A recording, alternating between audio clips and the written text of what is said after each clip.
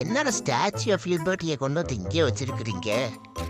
காலையில முதல்ல கோயில் தரிசனத்தை முடிச்சுட்டு அடுத்த டூரிஸ்ட் ஸ்பாட்டுக்கு கூட்டிட்டு போகணும்னு பஸ்ஸில் கூட்டிட்டு போனாங்க.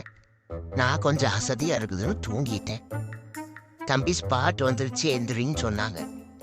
இறங்கி இங்க பார்த்தா இந்த சிலையை எங்கேயோ பார்த்த மாதிரி இருக்கேன்னு பார்த்தேன்.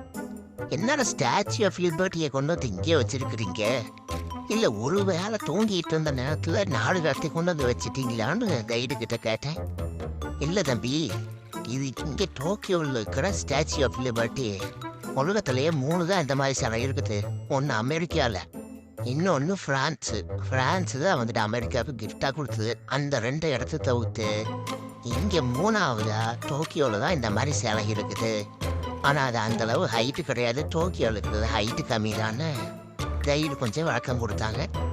இது ஹார்பர் ஏரியாக்கு பக்கத்தில் இந்த சிலையை வச்சிருக்காங்க. நீங்க இந்த ஹார்பரோட அழகையும் அந்த பாலத்தோட அழகையும் இங்கே பார்க்கலாம்.